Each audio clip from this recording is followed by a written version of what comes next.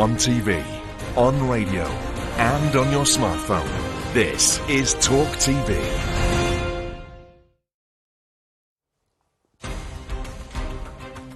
Tonight on Piers Morgan Uncensored, Her Majesty lies in state. Thousands line to pay tributes to the late Queen after an emotional procession to Westminster Hall. From royal customs to a very real crisis. Should our politicians scrap party conference season and get on with fixing the country? And how much is too much? Food banks, funerals, even medical treatments are all cancelled for the funeral on Monday. Is that right?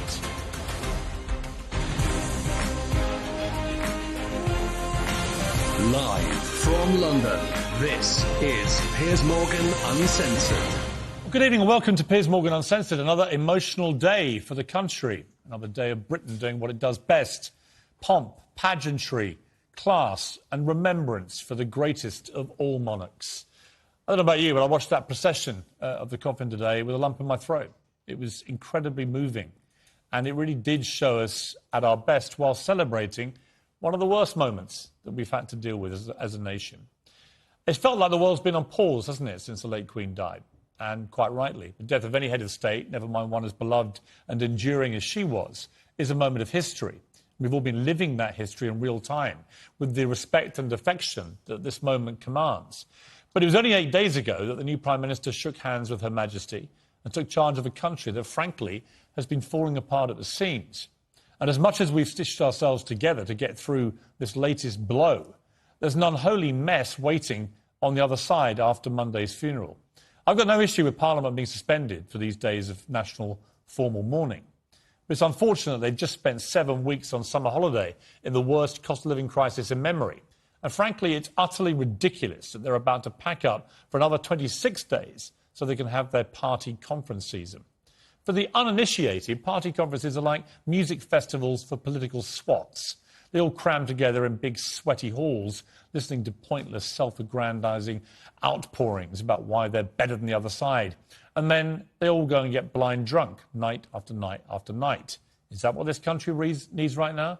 The Conservatives have literally just spent 6 weeks in a rolling party conference to elect their new leader. Enough of the chat. Our country is in crisis. After the funeral, they should get back to work. Well, joining me now is Sun columnist Tony Parsons, Talk TV contributor Esther Cracker, and socialist author and commentator Grace Blakely. Well, OK, let's start with this. Grace Blakely. I would imagine you're a regular attendee to the Labour Party conference, are you? Unfortunately, yes. So you know that when I say it's just a great big jolly up, it is. Why would we want to be seeing these scenes? Not quite. Of our members of Parliament on the lash night after night at parties when they should be dealing with this crisis? I don't quite agree with you on that, Piers, because whilst it is true that conference is often relatively fun, it is also part of the democratic process of the Labour Party, and that is part of the democratic process in this country. I agree with you that it is reprehensible that basically politics has been put on pause. And I don't actually think that's right. I think that these politicians should be getting back to dealing with the cost of living crisis, the massive recession that is here now. What can't they do in Parliament that they're going to be doing at their conference season? At particularly the Labour Party conference, right? Because the Labour Party is supposed to be a democratic organisation where members can get involved, where unions can get involved and say, these are the issues that we're facing, put these policies into your manifesto. That needs to happen because, quite frankly, the people at the top of all of these political parties aren't listening to anyone at the moment. All right, Esther, I just don't think they should be doing this. I've been to these party conferences many times. They are just an excuse for a good old jolly up. But I don't think they should have even had the summer recess. No, honestly, I think it's been completely irresponsible from the beginning. The Tory leadership race anyway. So and I think that reflected very badly on the Conservative Party, but I also think it reflected badly on the other parties in Parliament because they didn't say, actually, we need to get back to work because this country's on its knees. I completely respect sort of the formal mourning period, but again, these conferences can wait. They can wait till next summer or whenever, but now is not the time. We keep talking about, we're going through this winter of discontent where people are going to have to choose between eating and heating, and you literally have these parties that are not going to be working for the next how many weeks? Tony Parsons, ridiculous. What do you think of this?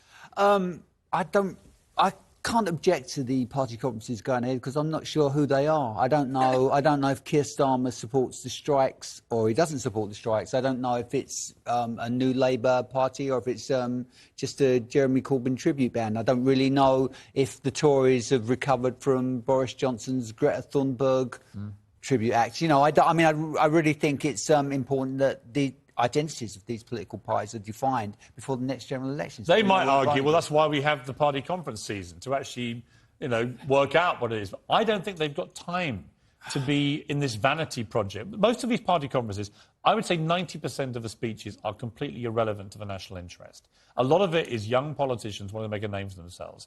The speaker, the leader make their big speeches. So what?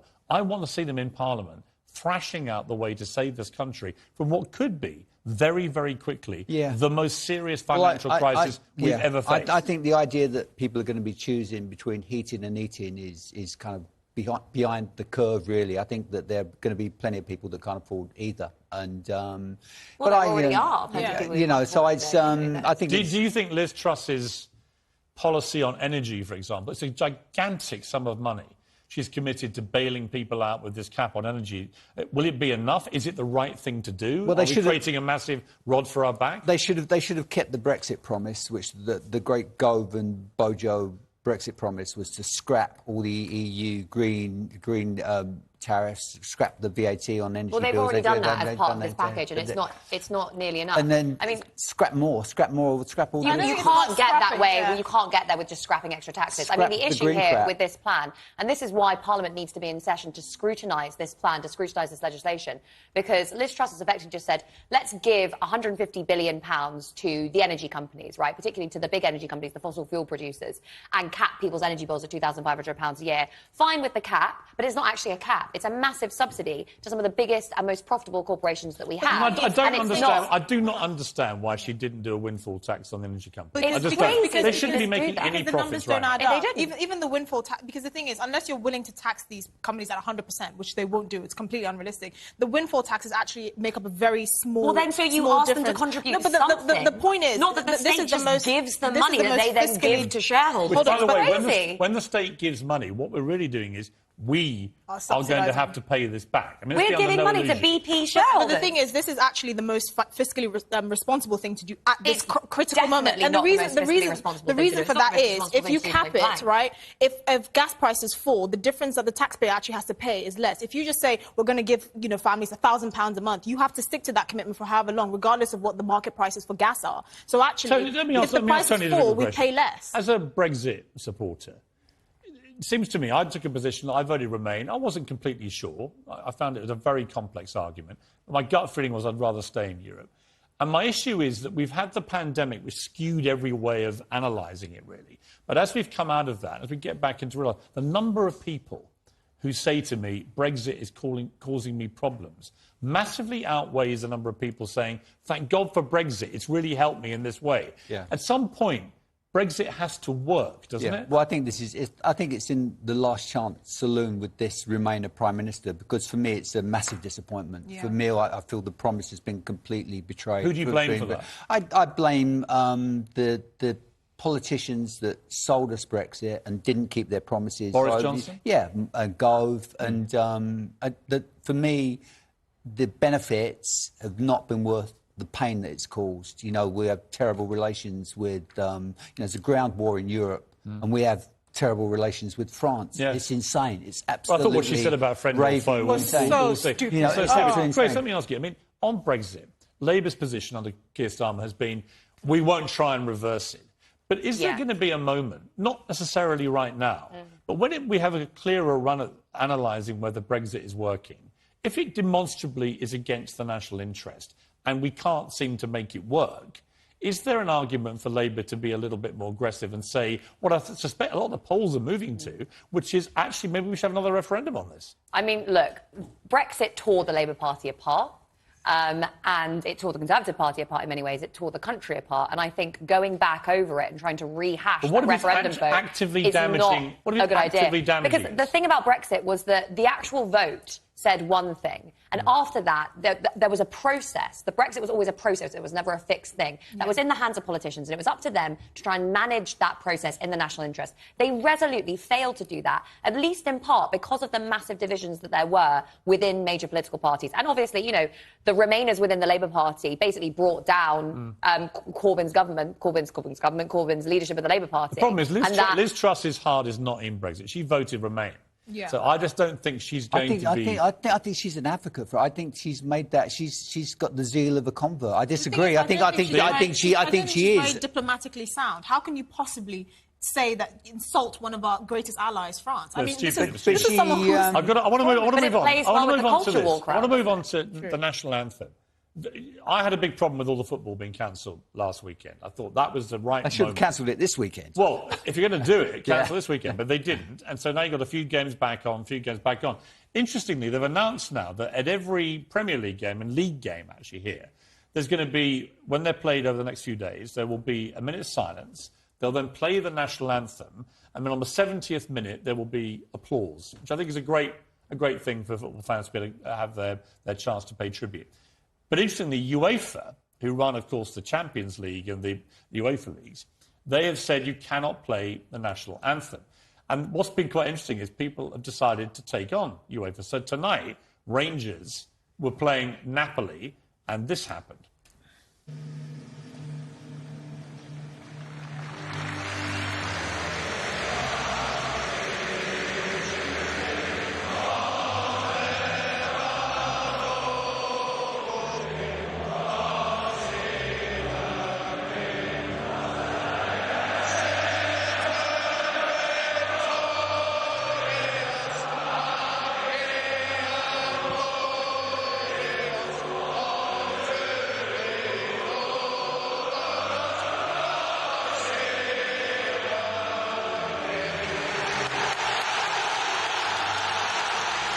Now that is the correct response to UEFA, isn't it, Tony Parsons? Absolutely. I think future historians will look back at this week and see it as the week that Queen Elizabeth II secured the Union. I think increasingly, I think that she knew what she was doing when she went up to Balmoral, and she stayed at Balmoral, and you know, the first few days were a completely Scottish If you're experience. Nicola Sturgeon, you would have been watching the last week, not publicly saying this, but thinking to yourself, this has put back, I think, the cause of Scottish independence quite considerably. I don't think that historians will look back at this on the week that the Union was saved. I think historians will look back on this week as the week that free speech started to die in this country. Because, you know, we're on your show, Piers. This is Piers Morgan Uncensored. And at the moment, there is massive censorship happening in this country, with people being arrested for holding signs. People are being arrested. Had you actually for bothered holding to come signs. in this week, and you were supposed to... I was not supposed to come in yesterday. Had you bothered to come in, you would have known I have led a tirade against this censorship. I'm glad to hear because it. I just think it's utterly ridiculous that we should be arresting have people. Been complaining about being censored for years. Yeah, exactly. And now suddenly, when it's not their view, when it's not a question of, who do you think disagrees with we you? say mean things about people. It's like, can people? Hang on. Who do you think here disagrees with you about that? I don't know. I presume nobody. you would. Right. Well, there we go. Nobody's having their doors kicked down at 3 o'clock in the morning. You know, a few, spotty yobs get collared because they're shouting at Prince Andrew. Tony, no, hang on. I interviewed a guy, I think it was on Monday night, and he had been arrested because he passed one of the scenes of what they do with the new king, the proclamation. He passed it, and he shouted out who elected him. Yeah. And for that, he got arrested. Well, I tell you, I was a punk during the Silver Jubilee, and you risked getting a kick-in every time you stepped out of the house. Now, so, things are... Anyway. Isn't that the point of being a punk? Things are much more civilised. I think, if you shout at someone when they're walking behind their mother's coffin, where...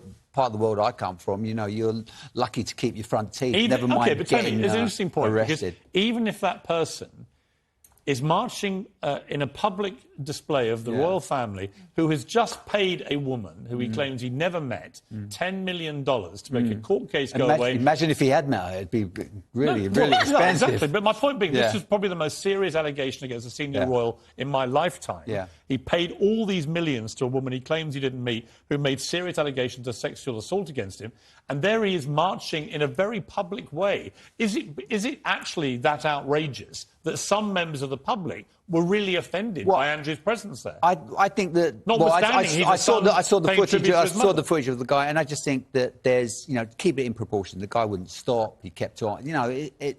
Scotland is around working class Scots. I'm afraid if he didn't know how to make his protest, make it in an appropriate manner. He just thought that the world should hear his opinion. You know, it's child. But I sort of agree with Grace here. That if, oh my God! I know. What's happening? It's turned upside down. Listen, everything's changed this week, right? But the reason I say that is I do think that if you actually start to suppress people's opposition to the idea of a monarchy, in any form they want to express their protest, if you do that, I think you hasten the beginning of the end of the monarchy. But you can't just let, when that coffin is walking down the Mall or Whitehall, you can't just let some... But these people weren't protesting Tony, there. There were people protesting in front of Parliament. Here's the thing. Unfortunately, actually, I think you can. I think the thing about free speech, I think it was Churchill who said, some people think free speech is whatever they think. And if you disagree with them, it's an outrage. Yeah. The point about free speech is actually that you tolerate people being very distasteful, if not offensive. Yeah, but the moment you start to chip away at that, no, I get all that. You lose free speech. I get all that, but it's just a really naive middle-class supposition to think that you can just stand in a crowd. You can offend all the people around you, and there'll be no reaction. There'll be no reaction. There's a difference between there being a reaction, you can have a reaction and from other people. Other people could have organised police state response to you voicing your protest. I think it's hardly a police state. There was a man there who literally said, "I have a blank piece of paper here," to a policeman. Yeah. If I was to write, F the monarchy on this, would you arrest me? And he said, "Yes." Yeah, I think that's scary. I want to move on to a moment today where Sharon Osbourne was out meeting people who were queuing to come and pay their respects to the Queen. And Sharon, I think you took a bit of a turn, the interview she had with the members of the British public. Take a look. I've just realised, I love Piers Morgan. I'm such a fan of Piers Morgan. Oh, don't say that. All right, send him your love. Go on. Am I going to be live? Am I going to be on later? You'll be on later. I love you. I love everything you stand for. You should be Prime Minister. I love it. Dear God. We can't let these crazy people just goes to show what I've always said. The British public have sound judgment about these things. Would you like to see me Prime Minister, Grace? Unfortunately, Piers, I don't think that would be my ideal democratic settlement. We actually agree with more things than you realise. I mean, I want to play a clip that went viral today. It turns out it's quite an old clip, but it just made me laugh. This is a bunch of vegans marching into a supermarket to throw roses on meat.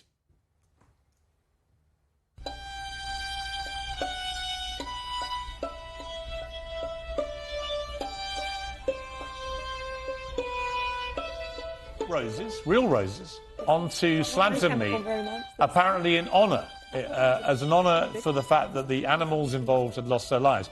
Here's my question, which is, they are murdering roses to do that. Oh, for God's sake. They are ripping roses out of the ground, ending their lives. They are murdering living roses to go and do that.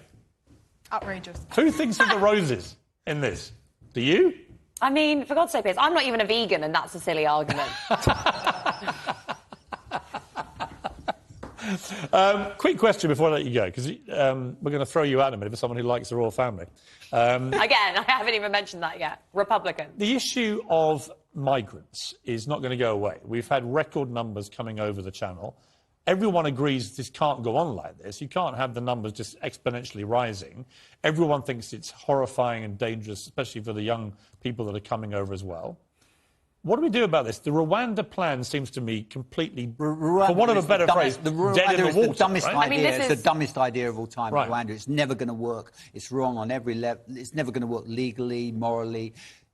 But people are coming from France, and one of the things that I regret about Brexit is that there's a ground war in Europe, and we're acting as though the French are our enemies. It's absolutely insane.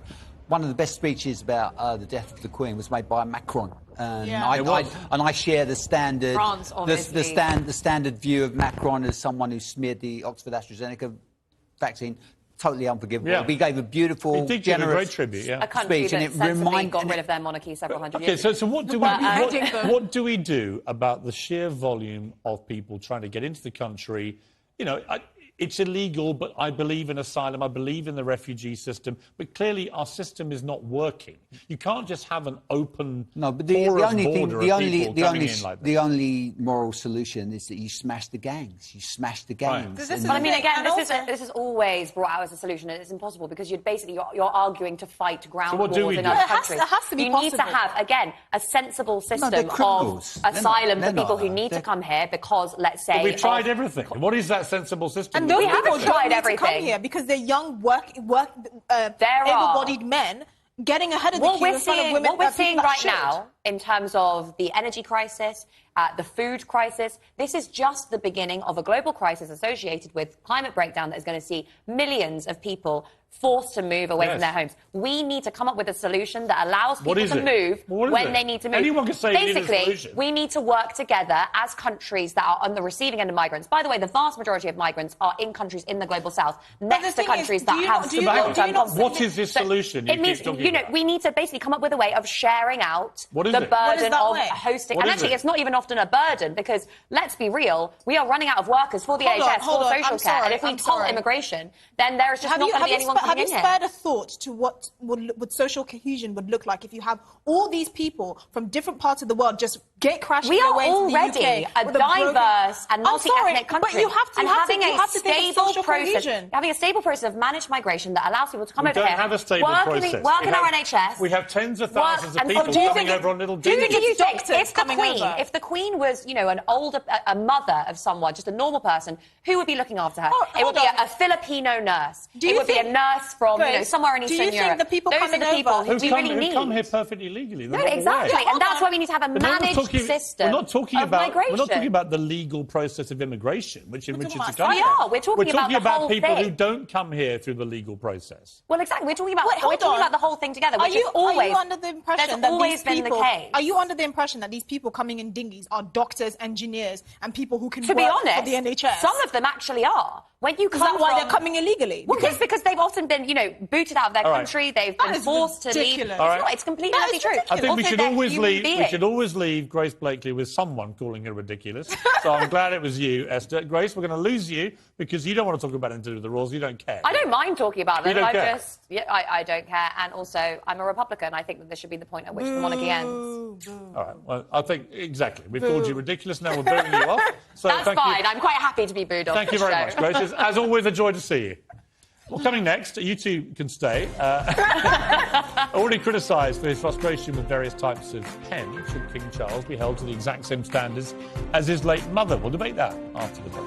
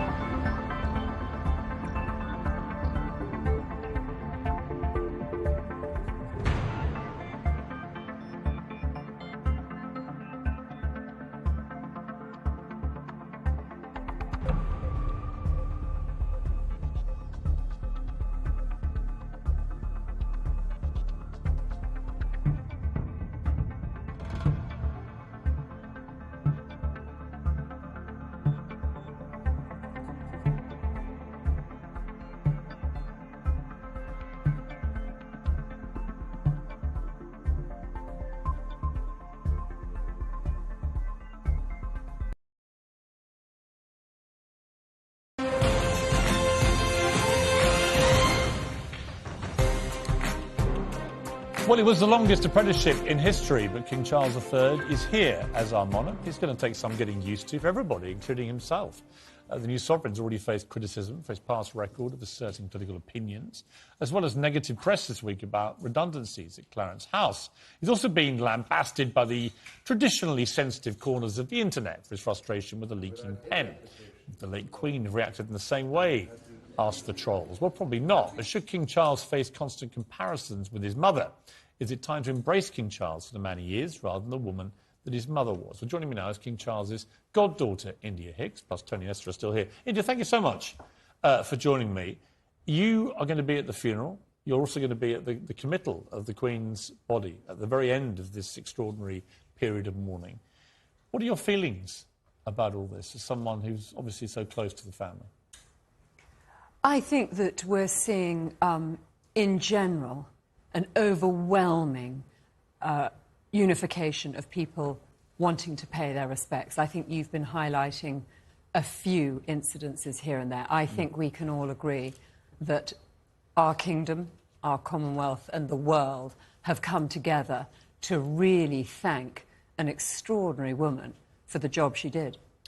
We now have to rely on an extraordinary man, which I think King Charles is, to be anything like as good a monarch as his mother, which will be an incredibly tough challenge for anybody. It doesn't matter. In my view, she was the greatest monarch we've ever had. Knowing him as you do, is he up to this job? Princess Diana famously said in the panorama, I think the top job will be beyond him. But it looks to me, from the first few days, it's not beyond him at all, and he's rising to his challenge. I think what's interesting is he's so completely different to his mother, so that it'll be a blank canvas on which to paint his own picture, which is important. He will have a very strong queen beside him. We know that Camilla is a very strong woman. Look what she's survived already. And I think together they have a very good chance at doing an awful lot of good. And I think Charles has been vocal in the past about what he feels, his passions. He was prescient in his view on ecology and the environment. He did things that none of us even began to think about. The word green, sustainability, all of that didn't exist. But he can't do that now, can he? He can't. But and what do you think he can keep to that pledge? I think that I'm an ambassador for the Prince's Trust. Yeah. I've been there for 2 years, so I've seen up close and personal the change that trust has done. It's been in place since 1976. Who imagined that he would be able to do that? That is now a global foundation. The astonishing amount of good it does is incredible. And I think that he can step away from that. That will continue to be its own motor, its own course. And he will be able to now step into the shoes that he has to fill. Has he got to keep his temper when his pen's leaking? I think he is someone who is grieving. He is exhausted. He has had to be on show publicly every minute of the day for the past 5 days. Yeah. It's an enormous thing to undertake. Yeah. I think you're allowed to have a bit of a temper tantrum when your pen leaks. I actually thought it was quite endearing. I've blown my stack over pens before, especially when they leak all over your hands. Tony, what do you think? I mean, you wrote a great piece today in The Sun, and it was about why the Queen was the biggest star of them all, bigger than the Beatles. I've always felt that. And you can judge it by the sort of overawed way that even American presidents behaved when they were around her. But Charles has got to start all over again now. You know, he's been this apprentice, but now he is king. I think the reason hereditary monarchy works in this country is that every monarch earns the love of our people.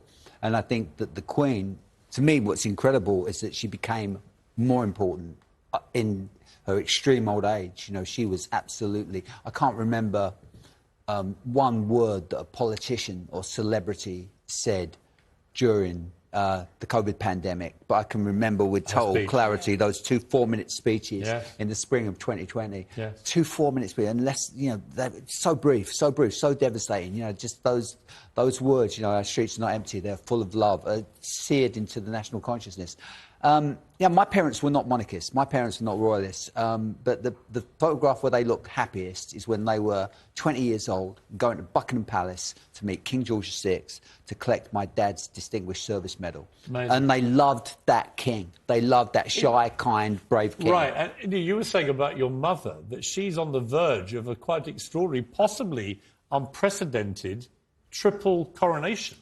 Well, and I love what you've just said. Yeah. You know, you don't have to be a monarchist to find pride in those moments. Yes. They're leaders. These are leaders of our countries, leaders of the faith and leaders in so many ways. Yes, my mum went to King George VI's coronation at a little green cape, and then she went to the Queen's. And if she has the stamina and the strength to survive another year, she could well be into her 3rd coronation. I think that's Guinness Book of Records. I don't think anybody's ever done that. That's quite amazing. It's an amazing She's story. an amazing person. She's the same breed as the Queen. They are extraordinary women who have survived in a tough old man's world. Think when the Queen took that throne, what she had to do, who she had to put up with Churchill. You were a bridesmaid, weren't you, at Charles and Diana's? I was. What was that like? Do you remember it or not? I remember it very well. It was amazing. I tell you what was amazing, looking back now at this grand old age of 55, was the crowds. And it's very rare that you see crowds who aren't grieving or aren't angry or aren't demonstrating. Yes. These were crowds who were at jubilee. They were in jubilation of the whole thing. And they were excited. And at that stage, it was a fairy tale wedding. We all believed the fairy tale was going to end in the most wonderful way. And that was really remarkable. A lot of people came out. Yeah, amazing. Esther, one of the poll came out this week, very supportive of Charles, his popularity surging as people think he'll be a good king, from 30-odd% to 60-odd% in the space of 3 months. Yeah. So immediate reaction from the public, very, very positive. 94% loved his first TV address. The only issue he has is age profile of support. Younger people, under 50%, are supportive of him, whereas older people are much more supportive. What does he do about the young? Given he's 73, you know, my 10-year-old daughter looked at the TV and went, he's very old, this king, isn't he? Which she thinks I'm very old. What does he do about the youth? How does he connect with them? I think it's kind of, he just has to settle into his role. I think people develop a love for the royal family when they actually connect with them on a personal level. You can't keep comparing him to the Queen because, you know, he's not 26, just married with kids, right? He's a lot older. So he just needs to settle into his role, and the love will come. He has to curate his own image and keep doing what he's been doing so well. That's why. And I also think if you look at sort of stratification as well, so it depends on sort of your community background, whether you come from a family that already loves the royal family, sort of what your allegiance is to I suppose, the Commonwealth and to the United Kingdom. That all plays a role in who warms to him. Final word. Well, I was going to have a thought there, which is I think that actually Charles and Camilla, it's a sort of fantastic four. They've got William and Kate. Yes. That's very powerful. Yes. William and Kate do have the attention of the younger generation. I think we're in good hands. I think the bloodstock is good. Yes. Good to see you all. The pens are a little faulty. Yeah, the pens. It needs a new pen. Tony, stay with me, because we're going to debate after the break whether the real spanner in the works of all this could be Prince Harry's tell-all book about the royal family, including his father. Should he pulp it, as I think he should? Or is he allowed to have his say? We'll talk about that after the break. And thank you very much indeed for coming in. Good. Really appreciate it. Glad I'm not here for that.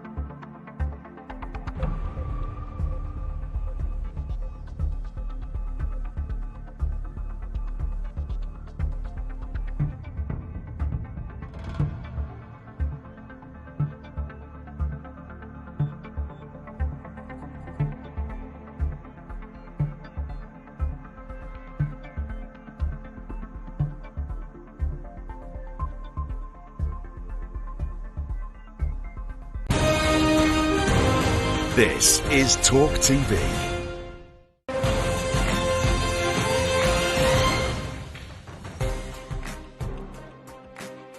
Well, Harry and Meghan joined the rest of the royal family today, presenting a united front for the procession of the late Queen's coffin.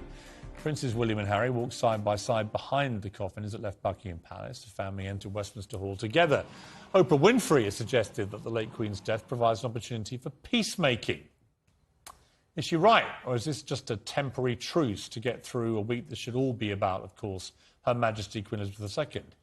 Well, of course, the big spanner in the works is looming for the royal family, something I know personally they're very, very concerned about, is Harry's apparently explosive tell-all memoir, which has been written and is ready to roll off the presses. Joining me now to discuss this, Sun columnist Tony Parsons, Talk TV contributor Esther Krakow, Laura Meghan supporter Paula Roan Adrian, and best-selling author Douglas Murray is in New York. Let me start with you, Douglas. Welcome to the show. I read a column to the New York Post that really hit a nerve this week about that Harry should pulp this book, that now we've had this dramatic event, we've lost the Queen, his father is now king, and he made a statement saying it's time to honour my father, King Charles III. How is that compatible with a tell-all book which will be, presumably, as most of his outpourings have been about his father, very critical of the king? Yes, I think they're not at all compatible. And I think this must in some ways be a very lonely time for Harry. By all accounts, on the day of the late Queen's death, he was having to arrange his own travel arrangements and was being reminded of the fact that had he been part of the family still, he'd have been, looked after by them, but he had to sort of go his own way because he said he'd go his own way. Now he's seeing some of the costs of that. One of the costs of it, I'm sure, is a certain coldness for members of the family. How could you not guard what you say when a family member has said so many things about the family and is wanting to say more? How could he expect to be treated entirely warmly? And they've already said so many untrue things about the royal family, so many hurtful things, and are promising more to come. Of course he should pull the memoir. It's the decent thing to do. He made plenty of money from other deals, from Netflix, from Spotify and others. Doesn't need to release the memoir now. I completely concur with that. But Paula, you think he should be able to publish the book? Of course he should. Of course he should. Why? He should have the opportunity to have his say. He hasn't stopped yapping for 2 years. Literally. He and his wife, barely a week goes by without them sticking a knife into the royal family and the monarchy. So what do you mean he's got to have his say? He doesn't stop having his say. And That's the problem. we could say that about the press too, couldn't we? We could say that about the millions of stories that have been reported in the press about Twitter going wild.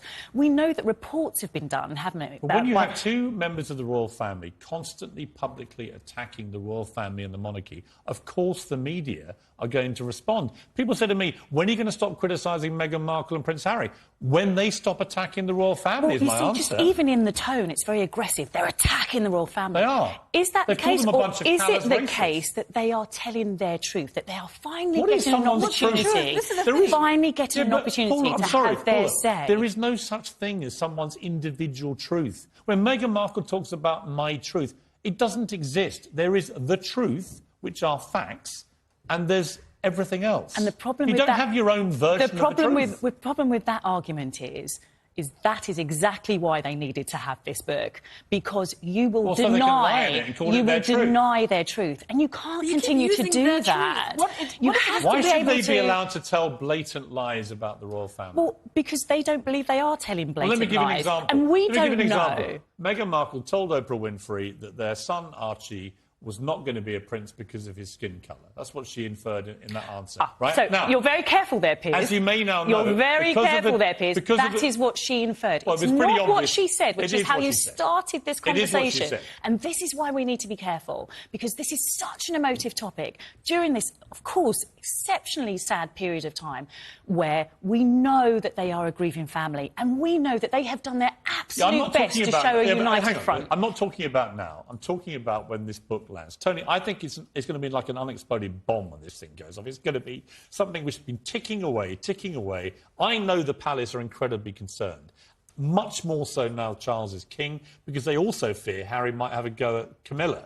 who's now the Queen Consort of this country, and try and settle scores going back to his parents' marriage breaking up. I do think there's the law of diminishing returns. I don't think anything will ever have the impact of that Oprah interview. I don't think anything will ever drop like that. A tell-all book from Harry? Because, you know, it was so unchallenged. You know, Oprah looked like the worst journalist in the world. Everything that was put out there was completely unchallenged, and I think people were shocked and hurt in this country, because I was among the crowds at Windsor the day they got married, and there was a genuine, real love and there was enthusiasm. no racism whatsoever towards Meghan Markle. You know, and the idea that from the press in this country, Piers, none, don't nada, know that, zero. Piers, I know what I read. I know what I wrote, for example. Because you don't know what this country embraced the whole thing. You don't know what existed for her, and what she is saying, and what Harry is saying. Because I noticed that we're focusing on Meghan. But Harry is part of this as well. And what you are concerned about with this book is the truth coming out. No, I'm not. I'm concerned about that is what you're concerned about. Of the truth, which is often completely untrue. Esther, here's my problem with it. If all they did was tell the truth, that's one thing. But 17 different statements from the Oprah interview alone were proven to be untrue. We still don't know who this supposed royal was who raised concern about their child's skin colour. Because I do wish that they actually said who it was, because I thought it was very immature for them to not smear them all. I don't have a problem with Harry coming out with the book, actually. He's led quite an extraordinary life. No, 10 years in the army, you know, I don't have a problem with that. But I think... I suspect, with good reason, that it's not going to be tasteful, that it could be an attack on Camilla. But surely he understands now the fictional truth behind Meghan's disastrous experience. Well, let me ask... I'll tell you what... Let me ask Douglas Murray. Douglas, there's a kind of perception here that they're doing all this because it plays really well for them in America. But the New York Post cleared its front page for a very mocking image of Meghan Markle recently, looking like a toddler in a tiara, throwing tantrum after tantrum. What is the mood, you think, amongst the majority of Americans about what they've been doing? Well, there's a deep scepticism about it. Some support, but also I think just a lot of embarrassment at it. A sort of embarrassment about the fact that Markle joined the royal family. There was, as several people already said, incredible goodwill towards her and towards the EU. I never saw anything in the British press that was even remote critical of Meghan herself. On the day itself of the wedding, it would have been a happier day. The sight of Prince Charles walking his new daughter-in-law up the aisle, escorting her mother in St. George's Chapel. It was such a sign, as it was the photographs of the Queen meeting her first great-grandchild of Meghan and Harry. These were such healing things, and there was so much goodwill around the world. And I'm afraid that Meghan and Harry have, through their own actions, just thrown that goodwill away on both sides of the Atlantic. And the trouble started, actually. The trouble started when the whole fury over her father blew up, and her decision to then completely disown him. And from that moment on, you can see the trajectory of the criticism in the media building and building, because they then embarked on this huge victimhood tour where they kept being rankly hypocritical about things like, preaching about carbon footprint and catching private jets all the time and so on, but also constantly whining, playing the victim, the complete antithesis of what the Queen, for example, stood for. Douglas, thank you for joining me. As always, spot on. Thank you to my panel. There is one bit of good news this week. Greggs have just announced that they are closing their shops on Monday, which means no vegan sausage rolls for the British public. So there's always a silver lining in every cloud. We're going to talk after the break, actually, about this closure of the country. Is it right? So many things have been shut down. Is it right that on Monday pretty much everything shuts down? We'll debate that after the break.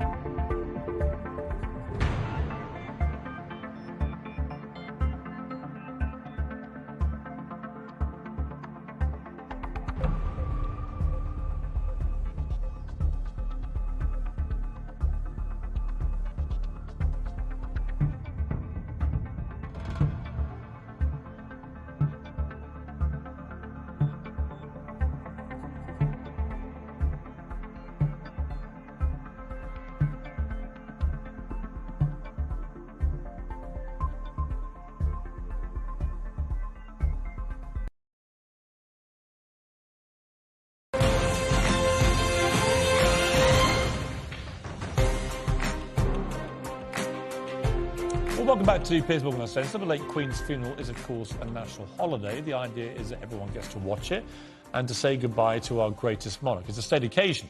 In practice, it means school closures, shop closures, medical treatments postponed, a struggling economy on standby, even people having to postpone their own funerals because of the funeral on Monday. Even the Golden Arches will go dark, at least until 5 o'clock. McDonald's confirmed that it will shut all 1,300 of its UK stores to allow staff to pay their respects. So is this right, is really the question, or is it over the top? I've got two experts with me, Jenny Kleeman, the broadcaster, and Yvonne Richmond-Tulloch, who's the CEO of At a Loss. So let's talk about this, because when I just heard that Greggs are closing down on Monday, I mean, I did have a wry chuckle, because it means no vegan sausage rolls. Other people, I think, have been ridiculous in their virtue signalling. The Met Office saying they weren't going to do weather updates because it might be disrespectful. I mean, it's absurd. However, I do think that Monday is a unique occasion. What do you think? It absolutely is. Of course, we've seen it on the media, haven't we, all through these last few days. Our Queen is so special to so many people. She's part of our heritage as a nation here, but she's valued by people all over the world. So there is an important moment here in marking her death and having these 10 days of mourning. How far do you take it? Like, Centre Parks got themselves into a hell of a mess because they said they were going to basically kick everybody out of their parks because of the funeral. Then under mounting media pressure, they said, all right, you can stay in, but you have to stay inside. Now they've even U-turned that, I think, and so on. It's difficult. If you're like a company like Centre Parks and you've got thousands of people staying there, what do you do if your own staff want to go and pay their respects? Yes, I mean, that is difficult, isn't it? And we're very used to bank holidays, and in bank holidays, our hospitality industry doesn't close down and so on. So I think we have to acknowledge that this is a bank holiday, but it's also different because we didn't know it was coming. And so lots of people have had things cancel. I mean, Jenny, I just feel quite strongly this woman was a unique woman.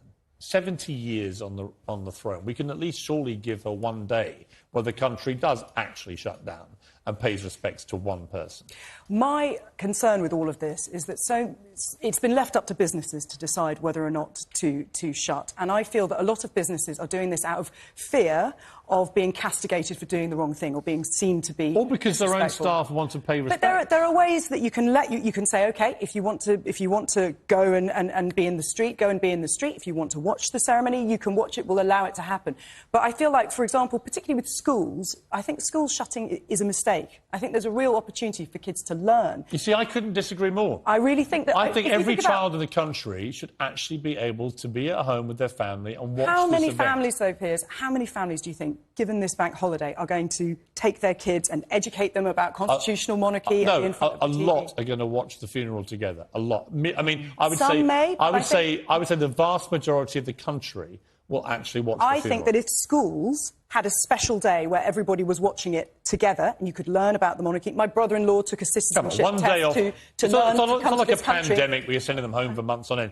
I think a lot of kids are going to be stuck at home playing on computer games because there's nowhere to go, because there's no But all Jenny, the after attractions 70 and shops years, and surely we can give the Queen 24 hours, can't we? I think that... I really want my kids to see it.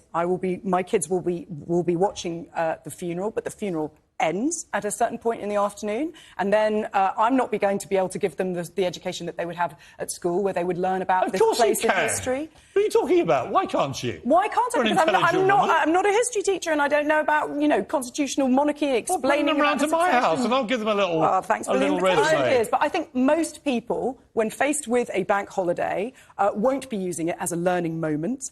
And I think that this is not a. This is a short. I don't think it's a learning moment. It's a moment of paying tribute and respect, I think, to Queen Elizabeth II. This is our last chance Monday, proper chance as a nation, to come completely together and say, for today, it's all about this woman and our gratitude. Yes, absolutely. But I take your point completely, because they're really... It's wrong, her point. There are really mixed views, aren't there, about our monarchy, and...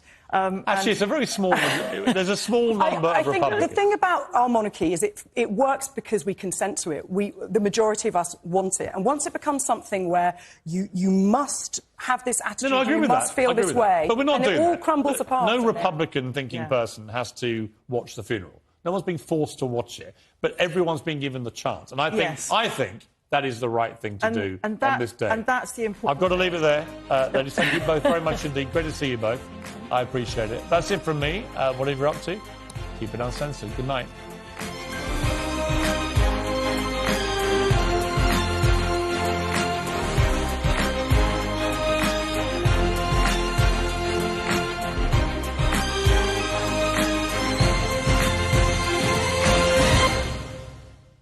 I'm Tom Newton-Dunn, and this is Talk TV. The most memorable moment in my career, without sounding completely conceited, has to be interviewing President Trump in the Oval Office in the White House. Particularly, the little red button he had on his desk. I had no idea what he did as the interview went on. I wondered more and more, was he going to launch a nuclear strike on North Korea or open up a shark pit that I'd then fall into? Turned out he pressed it right at the end of the interview, and in walked a butler with a tray carrying a Diet Coke. It was the Diet Coke button.